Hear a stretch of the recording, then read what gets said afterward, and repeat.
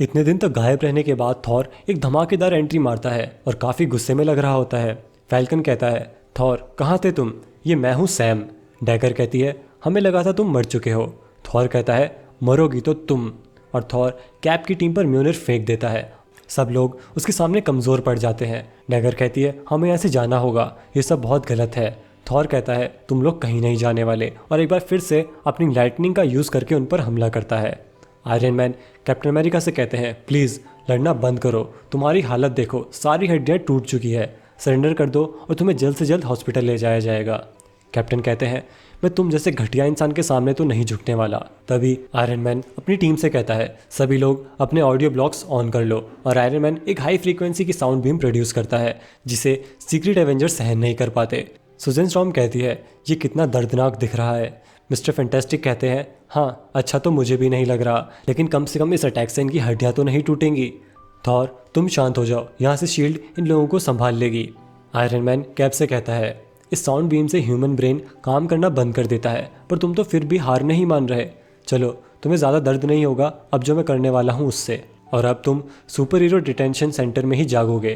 तभी हरक्यूलस वहाँ अटैक कर देता है और दोनों ही टीम्स एक बार फिर से लड़ने लगती हैं। हरक्यूलस आयरन मैन को संभालता है और तब तक फैल्कन कैप्टन अमेरिका को वहाँ से ले जाता है। फैल्कन केबल से कहता है कि टेलीपोर्टर ऑन करो क्लोक की मदद से। तभी गोलियत और थॉर का आमना सामना हो जाता है, लेकिन थॉर पहले ही वार में गोलियत को मार देता है। सभी एवेंजर्स ये देखकर चौंक जाते हैं कि गोलियत एक ही झटके में मर गया। थॉर बाकी सभी सीक्रेट एवेंजर्स को भी मारने वाला होता है, लेकिन तभी सुजन स्टॉर्म जो कि एवेंजर्स के साथ होती है वो थॉर को रोक लेती है और मौके का फ़ायदा उठाकर फैल्कन और सभी सीक्रेट एवेंजर्स टेलीपोर्टर की मदद से बच निकलते हैं।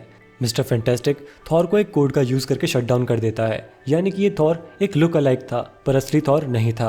हैंक पिम रीड रिचर्ड से कहते हैं कि तुमने तो कहा था कि ये हमारे थॉर जैसा ही होगा, तुमने इसे सही से इंस्ट्रक्शंस नहीं दिए थे क्या? ये सुनकर सुजन स्टॉर्म रीड से बहुत नाराज़ हो जाती है। स्पाइडरमैन टोनी से कहता है कि मुझे लगा था हमें पता है कि हम क्या कर रहे हैं, मुझे लगा कि किसी को कोई नुकसान नहीं पहुंचेगा।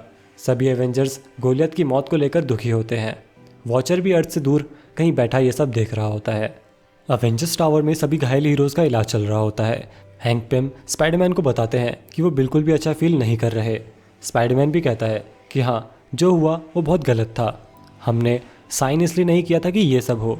हैंक पिम कहता है, मुझे तो समझ नहीं आ रहा कि थॉर के क्लोन ने गोलियत को क्यों मारा। क्या हमें उसे डोनाल्ड ब्लेक या जेक ओल्सन से फ्यूज़ करना पड़ेगा ताकि थॉर सही से फंक्शन कर पाए? सीक्रेट एवेंजर्स के हेडक्वार्टर में कैप्टन अमेरिका नाइट हॉक से कहते हैं, क्या तुम पागल हो गए हो? तुम चाहते हो कि हम लोग माफ़ी मांगे? हमारी टीम में 20 मेंबर और जुड़ चुके हैं और टोनी की टीम गायब होती जा रही है। नाइट हॉक कहता है, तो क्या गोलियत मर चुका है और हमारे आधे हीरोज़ को 42 कॉम्प्लेक्स में बंद कर दिया गया है। कैप्टन कहते हैं, हाँ तो अब इसका बदला तो लेना पड़ेगा। केबल कहता है, उनकी टीम बहुत स्ट्रांग हो चुकी है, उनके पास थॉर है।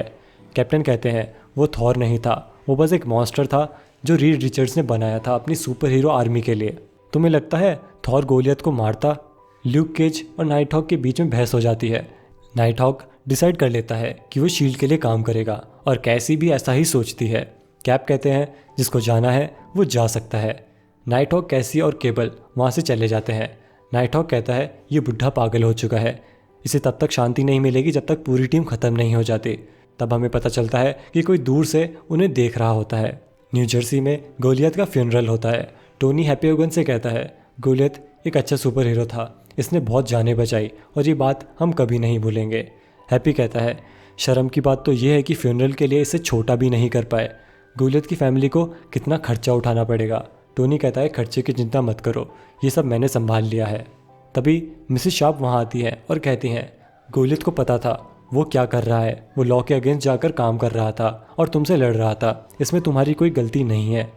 मैं तुम्हें कुछ देना चाहती हूँ, ये मेरे बेटे डेमियन का फेवरेट टॉय है, तब से जब वो सिर्फ 3 साल का था। ये तुम रखो और याद रखना कि तुम इस लड़ाई में सही हो।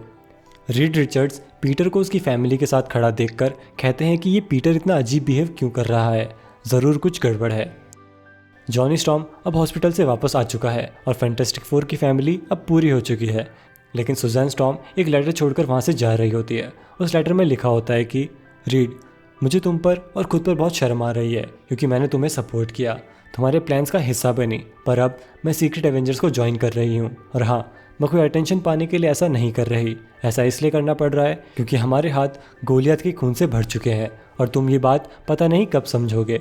मैं और मेरा भाई जॉनी हम दोनों साथ में काम करेंगे और हमारे बच्चों की जिम्मेदारी तुम्हें लेनी होगी। हो सके तो मुझे माफ़ कर देना क्योंकि मैं इस तरह जा रही हूँ। मेरे अपने रीजंस है और मैं प्रे करूँगी कि तुम्हारे ब्रिलियंट दिमाग का यूज़ करके तुम ये सब रिजॉल्व कर लोगे। अवेंजर्स टावर में टोनी स्टार्क रीड रिचर्ड से कहता है, हमारी टीम से कितने लोग जा चुके हैं? रीड कहता है, काफ़ी लोग जा चुके हैं, लेकिन कैप की टीम से कुछ लोग हमारी टीम में आ रहे हैं, लेकिन बैलेंस बिगड़ चुका है और उनका पलड़ा भारी है इस वक्त। तभी रीड बताता है कि वो सुपर ह्यूमंस की आर्मी बना रहा है जिसमें लगभग 1 महीना और लगेगा और उसके पास यही रास्ता है इस मुसीबत से निपटने का। रीड जेन को अपनी सुपर ह्यूमन आर्मी से इंट्रोड्यूस करवाते वक्त कहता है, इन लोगों की इन्वॉल्वमेंट टेम्पररी है और कैप की टीम को पकड़ने के बाद इन लोगों को वापस से जेल में डाल दिया जाएगा। टोनी कहता है, इन सभी लोगों पर माइक्रोस्कोपिक चिप लगाई जाएगी और मॉनिटर किया जाएगा इनके हर एक एक्शन और मूवमेंट को। जेन उन लोगों को देखकर कहती है कि इन्हें देखकर लग तो नहीं रहा कि एवेंजर्स के साथ काम करके ये लोग खुश हैं। वैसे होंगे भी क्यों, ये अच्छे लोग नहीं हैं। और तभी हम देखते हैं कि वो सुपर ह्यूमन की टीम में मार्वल के सबसे खतरनाक और खूंखार विलन्स होते हैं।